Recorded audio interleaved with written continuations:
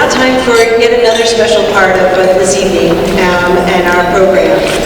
For a number of years, former trustee Phil Sharpe has dedicated time and research to spotlight important figures in Western's history, to recognize them for their contributions, and to share with us a lot of little-known facts and maybe even some tidbits to help us all understand the important building blocks of Western's past.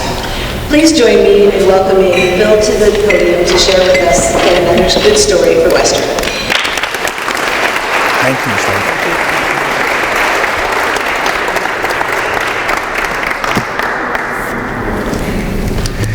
Well, this is our 8th year. I feel a little bit like Mr. Rogers. I feel I gotta say, boys and girls, it's story time.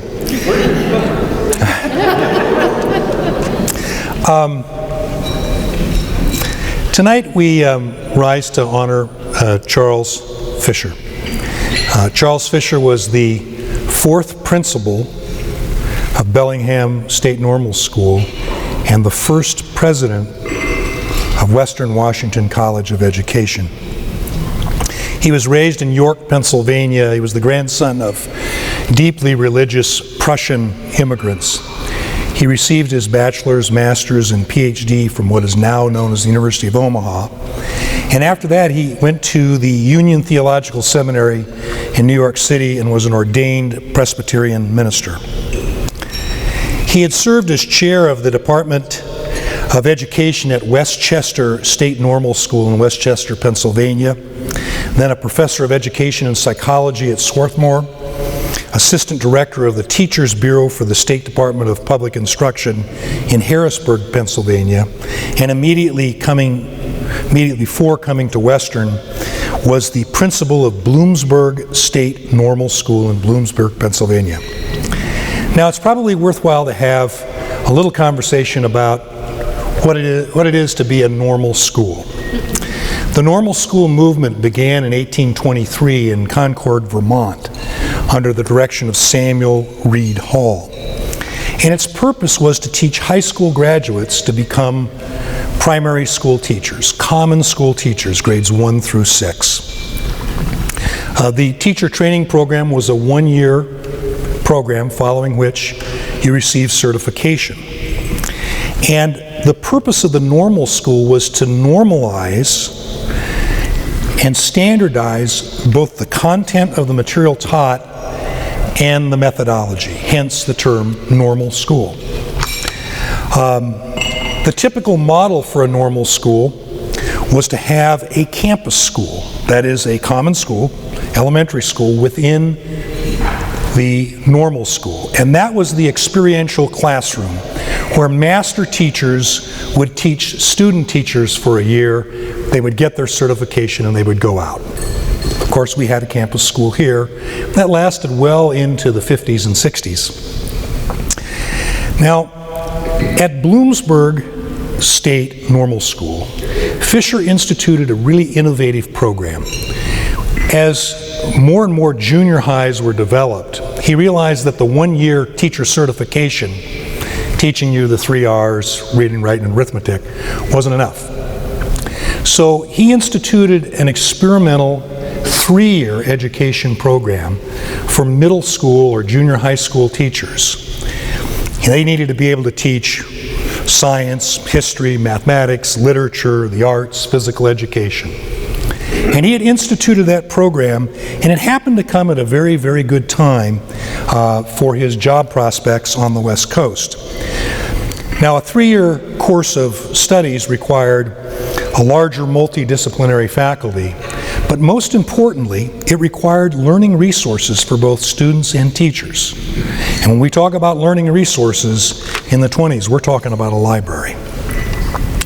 Now, we're going through a presidential search right now, and when they went through a search for a principal in 1923, it was fundamentally different. They didn't have any listening sessions, no statement of characteristics and qualities, no outreach program through various means of media, no search consultants, no campus interviews. It was a trustee with a ticket, literally. The board of trustees consisted of 3 people. They decided who had time. And they gave that person, it was always a man, a ticket. And that ticket was either to the east, to Chicago, or south, to Stanford. And they'd get on the train, and they would go to their headquarters, be it Stanford or the University of Chicago. And at that point, they would then start to review candidates in that portion of the country. In the case of Fisher, because he was in Pennsylvania, they got a ticket. They went to the University of Chicago. And he was a particularly attractive candidate because in 1920, the state of Washington, the superintendent of public instruction, changed the rules for certification. They instituted a 6-year phase-out of the 1-year teacher certification program, so that by 1926, every teacher required 3 years of education. Well, that was the program that Fisher had instituted at Bloomsburg State, so he was a natural for this job. He was also recognized in the education field all across the country, I think because of some of this innovation. So they found the right person for the job. Now, in addition to that work, Fisher was a man of great character. We had a professor here by the name of Arthur Hicks. Fascinating guy. He used to always walk reading a book and walk very quickly. And in 1968, they dedicated the Fisher Fountain in Red Square. And he gave a speech where he talked about his friend, Charles Fisher. And I'd like to read from it because it really tells you a lot about Fisher, and it becomes important a little later. He said, "Now I shall like to recall for you an image of the man himself, his personal presence, the qualities of his character, his mind, his heart. Physically, Mr. Fisher was a big, broad, tall, erect man of dignified bearing. He had a deep, resonant voice and a command of forceful, idiomatic language by which he was able to seize and hold the attention of any audience. He was a man of tremendous energy and seriousness, of strong conviction, which he expressed with frankness and with vigor. Withal, he was genial and warm-hearted and had a delightful sense of humor that often found vent in a sudden smile or a glint from his alert, intelligent, big blue eyes." While in his prime concern was the advancement and improvement of teacher education, his mind was wide-ranging, acquisitive, inquiring, and open. He greatly enjoyed good music, drama, and literature, and actively promoted a series of concerts and lectures for the benefit of students, faculty, and townspeople. And that active promotion of the lecture series for townspeople was one of the major contributions to his downfall. Now, at the time he came here in 1923, the campus of Bellingham Normal consisted of 3 buildings. Old Main, which housed the campus school, all of the classrooms, the administrative offices, the faculty, and the library was in a study hall on the 2nd floor. Eden's Hall, which was the women's dormitory, and the power plant building, which was just literally a shack, and it's about where the power plant building is today. Fisher understood that if he was going to expand the curriculum for 3-year education, he needed to expand the campus. So he hired a Seattle architectural firm of Bebb & Gold to come up with a campus plan. They were responsible for a number of important buildings in education in this state, including the Suzala Library at the University of Washington. And they developed a general plan for development of a campus, which consisted of 2 new buildings. A library to be located on the south corner of campus, you're sitting in it today, and a gymnasium, which was to be located on the bay side to create a quadrangle. And his first priority was the library. Now that brings us to Mabel Zoe Wilson. Mabel Zoe Wilson was a graduate of the University of Ohio. She came here in 1902 to serve as the librarian. When she arrived, they had 2,000 volumes that were not cataloged, that were on the 2nd floor in a study hall. And she was aghast.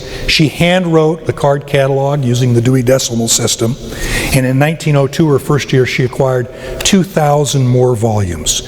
She continued to steadily increase the number of books in the library, and over the next few years, the library essentially devoured the second story of Old Main.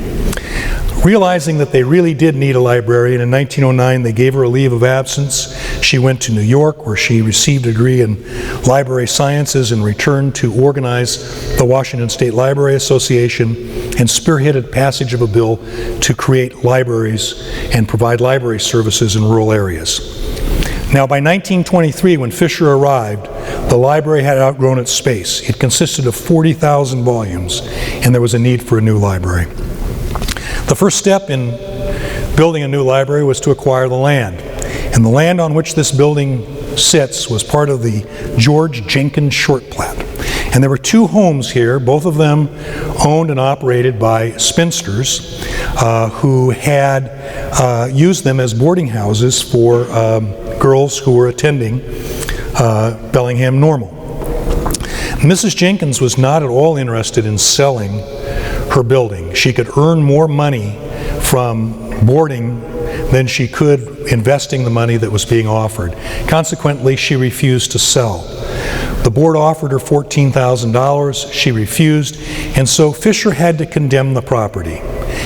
He condemned the property. They paid $14,000 for it, but in the process, he accumulated an enemy who followed him to virtually every public appearance he made and heckled him. She was peeved, and she comes into play later in the story. The building was built for $260,000. Construction began on January 1, 1927. The general contractor was S.F. Martin out of Seattle, and two subcontractors that remain in existence today with connections to this university were subcontractors on that job. A.J. Blythe did the plumbing, and the Blythe family is related to the Haggard family, and we honored President Haggard and the Miller family a number of years ago at this event. The second one was F.M. Haskell that did the heating and ventilation. That's the Haskell Corporation. Red Haskell served on our board of trustees. We have a plaza named after Red Haskell, and actually I succeeded, Red passed away while in office, and I took his seat. The library consisted of two floors. The main floor was the reserved book room, children's library, study room for faculty, students, and teachers, and a faculty reading room. It had 4 steel racks capable of holding 32,000 volumes. It housed the main entry hall, the charging desk, and the card catalog. The second floor is the main reading room. This particular room is 42 feet wide and 150 feet long. The ceiling is 30 feet in height.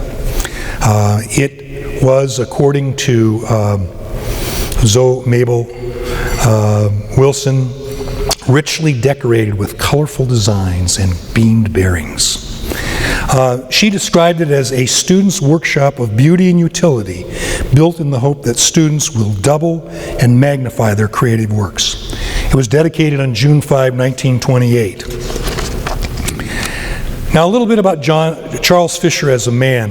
It didn't take long for him to integrate into Bellingham Normal and into the Bellingham community. Here at Western, he started something that old-timers will know about called Varsity Poker at Western. His friend Sam Carver and Charles Fisher started a poker club that met every Monday night at one of the members' houses, and they would start playing about 8 in the evening, and they would play until midnight, and then they would have an elaborate dinner, and then they would continue to gamble on through the night. Members of it included Henry Adams, Tom Hunt, Ed Arnson, Paul Woodring, later Bill McDonald, Herb Taylor, Sam Kelly, Stan Doggart, and Kit Taylor, among others. Their game was a stakes game, 3-raise limit, dealer choice, no wild card. The preferred game was 7-card high-low. The record pot was $105. Now, to put that in perspective, Fisher's salary was $4,000 a year. In the summers, Fisher would move his family, his daughter and 3 sons and wife, to Olga on Orcas Island, and he would ride the mailboat back and forth to and from work. He very much enjoyed island living and was a contemplative man and enjoyed sitting and watching the sunset. He was also actively engaged in community service. He was the president of the Community Chest for 3 years, which is the precursor to United Good Neighbors and now United Way. He was president of the YMCA for 10 years, and prior to coming to Bellingham, he was involved in a street ministry for the YMCA. He was a member of the Bellingham Rotary Club, and he was a visiting preacher when any of the local preachers were gone on vacation or absent for other reasons. He was also the chairman of the American Red Cross for 15 years. Now, one of the things that Fisher felt was important in Bellingham Normal was to engage the community with the affairs of Bellingham Normal. Consequently, he developed assemblies every Friday at which speakers made presentations. And he attracted speakers to campus to discuss the arts, civilization, history, economic theory, religion, and philosophy. He said he was attempting to expose students, faculty, and the community to the outside world and the ideas that were driving it. Little did Fisher know that his seemingly good works, condemnation of the Jenkins land in order to build the library, his effort to expand the library collection, and his efforts to engage the local community in the activities of Bellingham Normal School through a lecture series would contribute to his demise. Now, 1933, Fisher had been president for 10 years. It was a watershed year for Bellingham Normal. In 1933, the Washington State Legislature changed the name of Bellingham Normal to Western Washington College of Education. It authorized it to grant baccalaureate degrees in education. It also received its accreditation from the American Association of Teachers Colleges. So Fisher had made the transition from a normal school to a teaching college with the full intention that teaching college would become a liberal arts institution one day. 1933 also marked the year that Fisher invoked the ire of the general manager and editor of the Bellingham Herald, Frank Seifert, and that ultimately led to his demise. Seifert was the publisher of the Bellingham Herald, which is owned by a very conservative family. He was a longtime chairman of the Whatcom County Republican Party, which he ran from his office at the Bellingham Herald building. Seifert's conservatism was reflective of the publisher and the area. Whatcom County was one of the 2 strongholds for the Ku Klux Klan in the state of Washington, the other being Yakima. Seifert had been a friend of the Normal School, and in fact it was reported that he had suppressed some articles about activities that would reflect badly on the Normal School. But at some point that changed, and people have speculated as to why the relationship changed. One version is that the Bellingham Herald attempted to get a radio license to compete with KVOS Radio's on-air newspaper. Seifert asked for the 3 trustees and for President Fisher to support the application, and they all 4 refused, declining to become involved in what they viewed as a political battle. That's one version. In 1939, after his ouster, Time magazine reported a different version. It cited an incident that occurred at the Hobby Club in Bellingham. Now, the Hobby Club is a gentleman's club, really a discussion group, founded by some of Bellingham's founding fathers, including J.J. Donovan and E.B. Deming. The Hobby Club seeks to promote social and literary intercourse among its members in the discussion and consideration of various literary, scientific, economic, and artistic subjects. The club exists to this day. There are 2 members in that club here present tonight. And one of the main tenets of the club is that its affairs are not discussed outside the 4 walls of the club. Time reported that in 1933, the club members were investing what would be a good investment. Fisher stated that you can invest in Soviet bonds, which are currently paying 7% and which is one of the most stable governments in the world.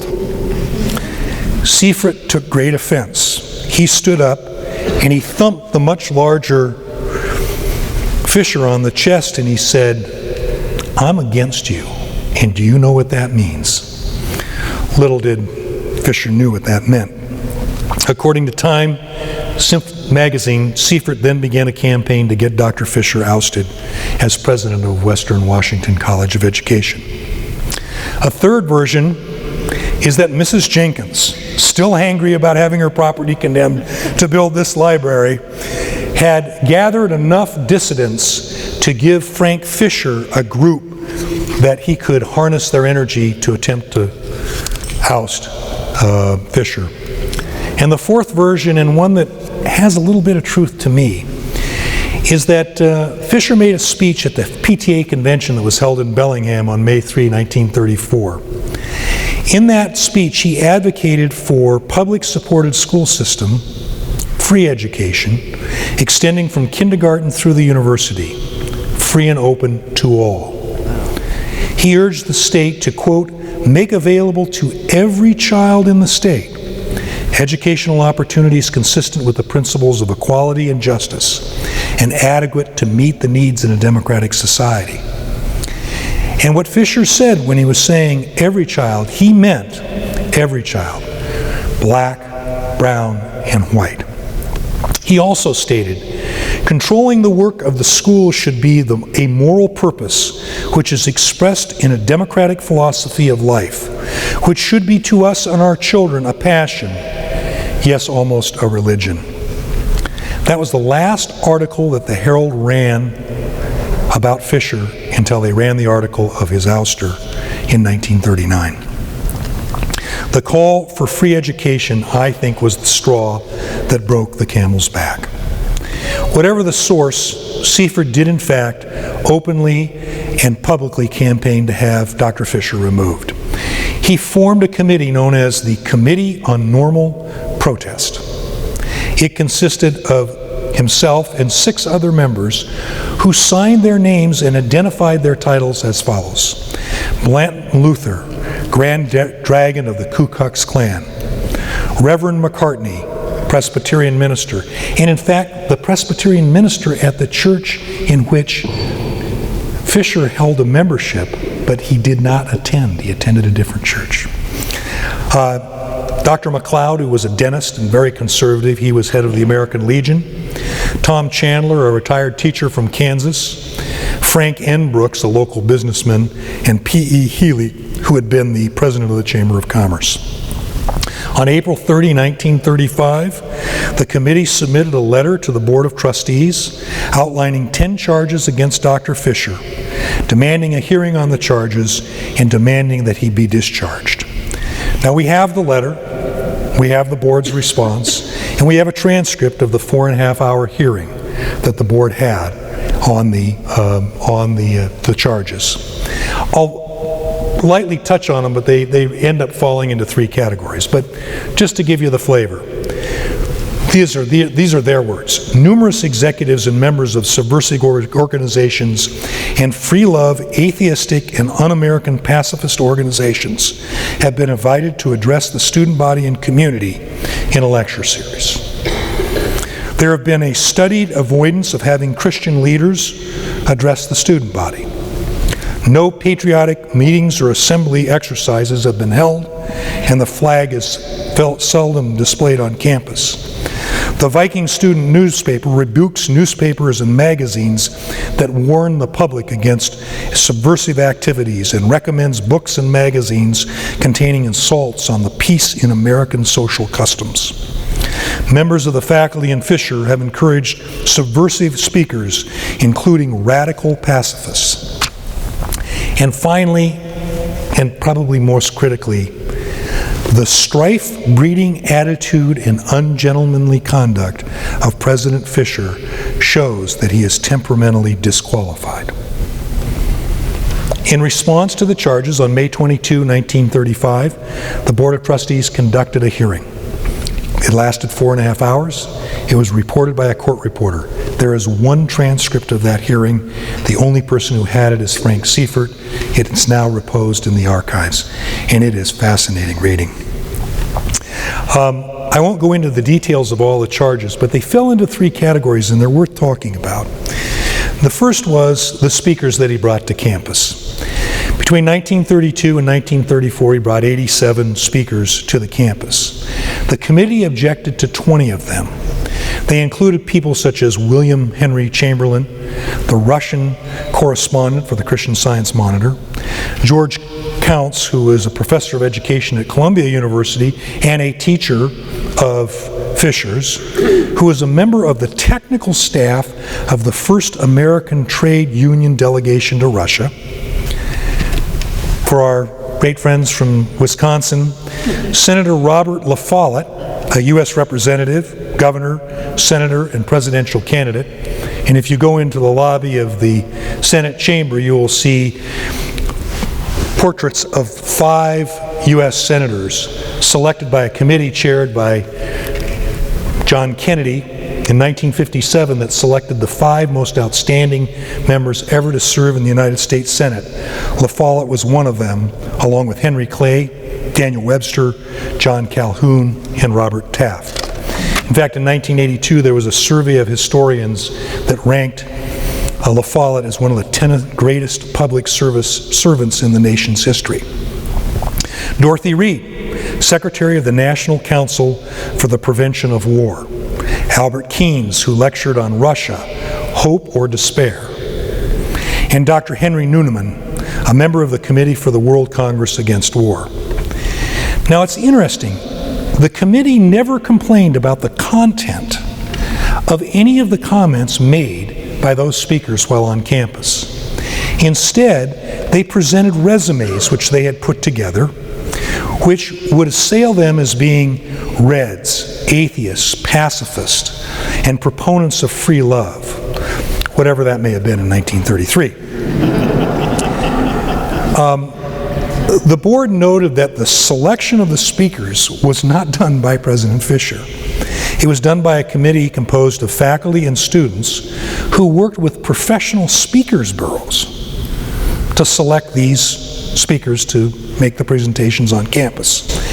And the board concluded that the speakers selected were, quote, balanced, varied, and were intended to expose students, faculty, and the community to a broad range of social, political, economic, artistic, and cultural thought. Speakers. Second, books in the library. At the time, this library held 60,000 books. The committee identified 14 which they found objectionable.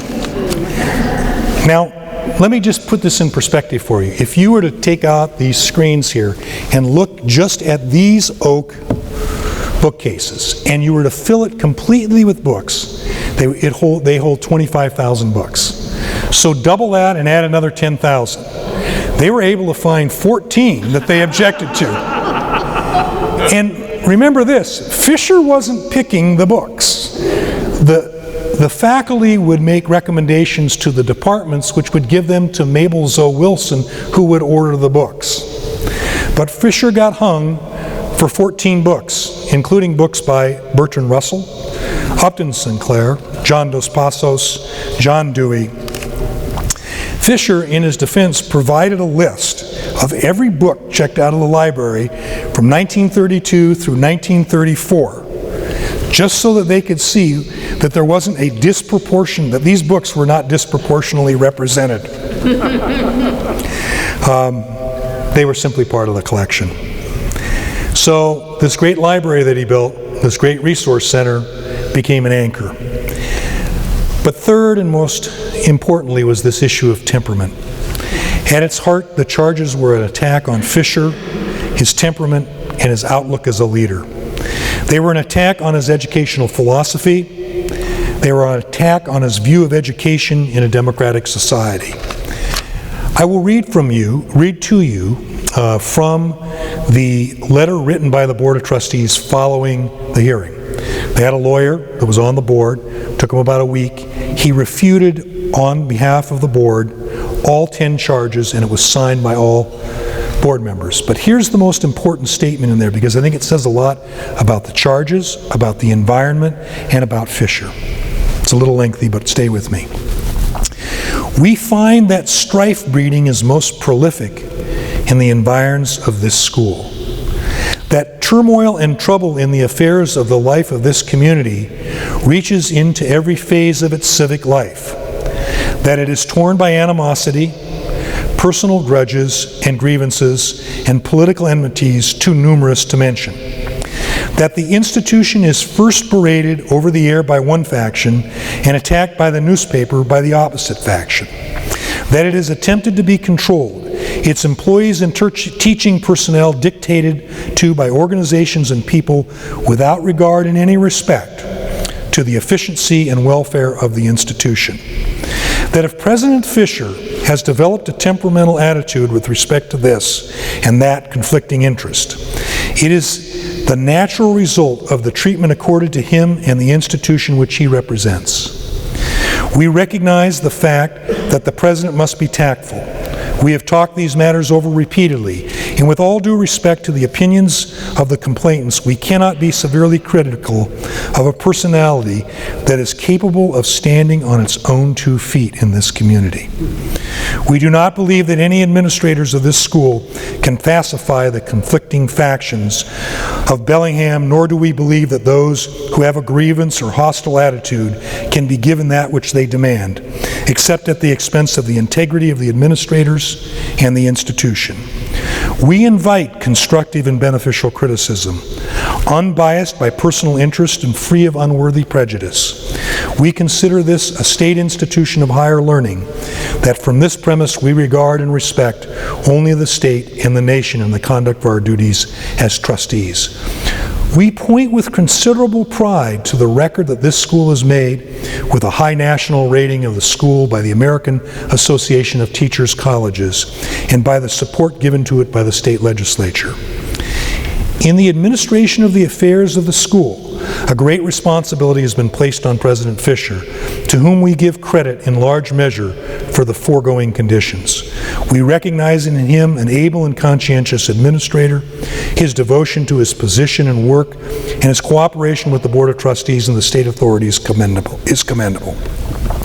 In efforts to all of the good people in Bellingham and the state of Washington, this Board of Trustees is committed to the responsibility of making this school such an institution that it will influence broadly and develop the minds and enrich the character of any and all who come within its doors, to the end that it will be a credit to the state of Washington.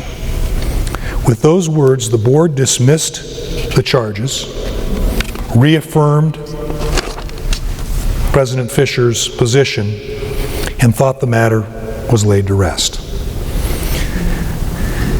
Seifert was undeterred. His handwritten notes, which I read, indicated that he actually expected the board to reject the complaint, and that he went through the process and made the record simply so that he could bypass the board and go directly to the governor.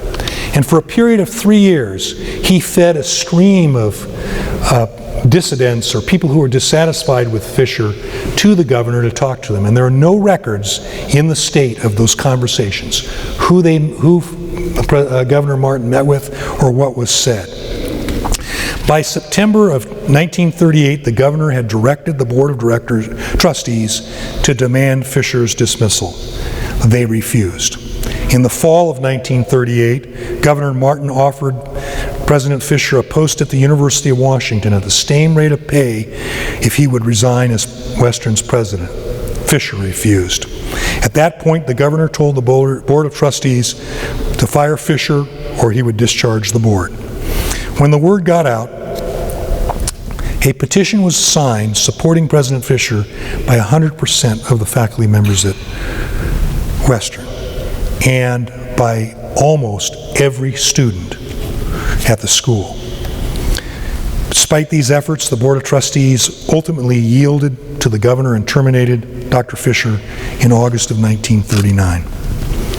His last acts as president were significant. During this period of turmoil, Dr. Fisher performed two important acts as an outgoing president. One involved this library, and one involved the lives of 6 Western students. In 1938, Zoe Mabel Wilson was on leave. Western had received a competitive grant from the Carnegie Foundation, one of 10 that was granted and the only one west of the Mississippi, to add to its collection. And it was a significant amount of money at the time. It was $9,000. There was a deadline for actually submitting the books. Zoe Mabel Wilson was gone, and Fisher went ahead and gave him the list of books. And I certainly hope that he evaluated the books, and there were a few that would have raised the ire of Frank Seifert. It's an ironic turn of events because Fisher had to make the selections in the very library that was the source of his demise. The second thing that happened is that Western used to host, and I don't know if they still do, a summer climb, a summit of Mount Baker. This was the 22nd summer outing on Mount Baker. And at that time, 1,200 students had reached the peak, top of the peak. There was a 25-member climbing party, all of them with ties to Western, faculty, staff, alumni, and students. They took the standard route, which is up Coleman Glacier to the Saddle, then the upper portion of the Deming Glacier to the Rowan Wall, and from there to the summit. At the top of the Deming Glacier, about 15 minutes from the summit, the snow beneath the feet of the leaders broke, and an avalanche 100 feet wide roared a half a mile down the glacier, shoving snow over 2 ice falls and into a crevice 70 feet deep. 6 climbers were killed. They were students at Western. It remains the worst climbing disaster in Mount Baker history. Fisher had to break the news to the parents, and one of the students was never found. And it's reported that this was almost as if Fisher had lost one of his own children. His daughter, Mary, whose great-granddaughter was supposed to be here tonight, but couldn't make it because the road washed out, was supposed to be on that trip, but she had gone to York for the summer with her parents, but one of her best friends was on the trip. And there is a memorial to these students. It's just north of Old Main. It's a rock grotto. The rock is from Mount Baker, and there's a poem there written by the campus librarian at the time, Charles Butler. He says, "Now you will be forever young. Now you will ever grow old in silence, knowing the early music sung. For you there will never be a slow breaking of the early dream, the abandoned understanding, the fine plans forgotten and put aside. There will be none of this for you now. You were young when you died. You will never now listen to music finished. For you the songs end on a high note, unfaltering, undiminished. And you will be forever climbing upward now, the long, splendid climb. Weariness can never hold you back, nor the world, nor time. Goodbye, the dream endures. You will be forever young, and the heights will be forever yours." That was Fisher's last act. In his post-presidency, he returned to the East Coast. He taught at New York University for 2 years.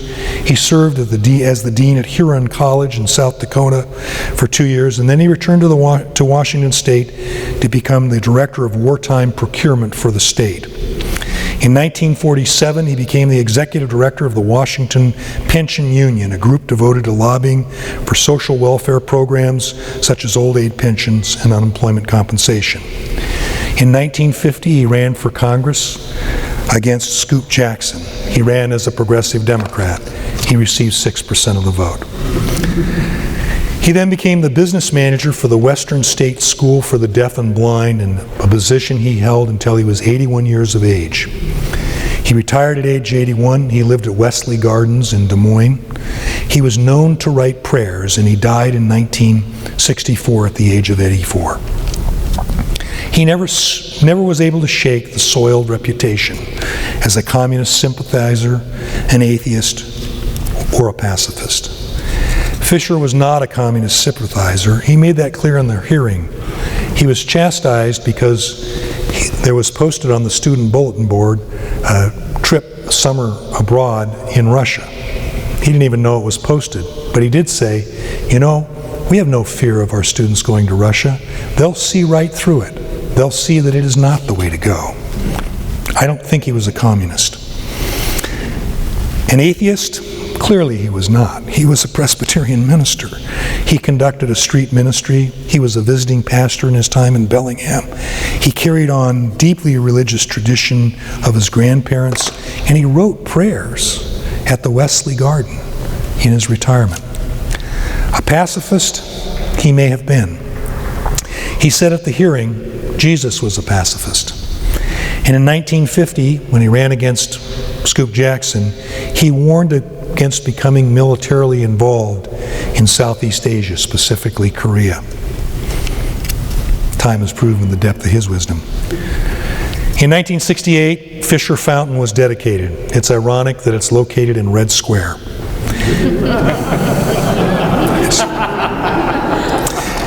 At the fountain dedication, his longtime friend Arthur Hicks said, I knew him for over 31 years. During the last 6 years of his presidency, I was on the faculty. Of those I have known personally during a life of 70 years, one of the few in whom I have sensed true greatness is Charles Fisher, fourth principal of Bellingham State Normal School and first president of Western Washington College of Education. And then Dr. Hicks quoted two of Fisher's favorite maxims.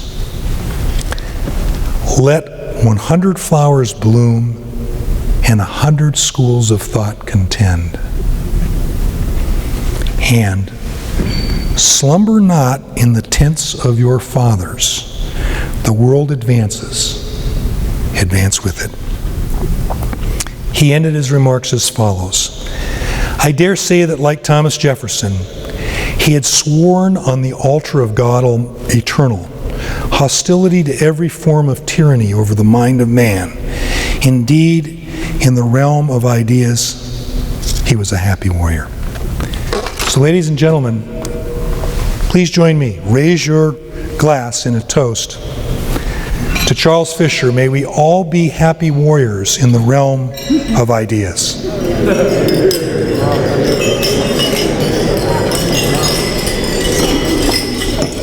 One postscript.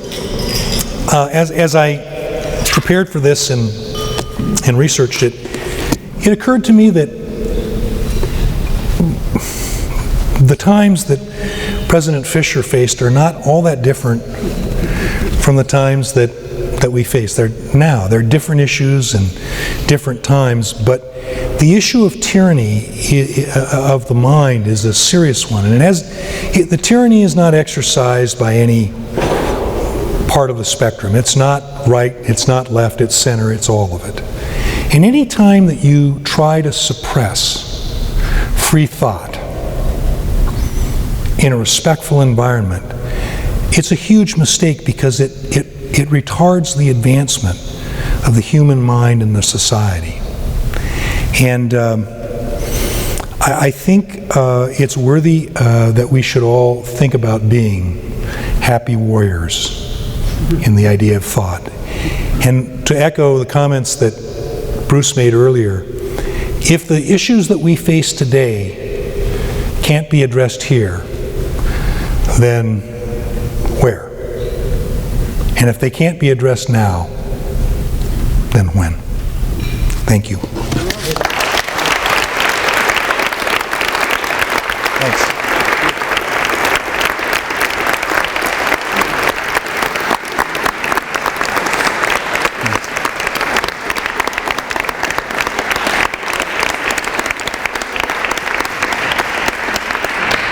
Thank you so much, Phil, for, as always, extraordinarily detailed research you've done, and your ability to craft a story that nourishes our intellect, our hearts, and our spirits, challenges us as we move ahead. Please join me in showing our appreciation to Phil one more time. Thank you so much. Thank you very much. Appreciate it. Thank you.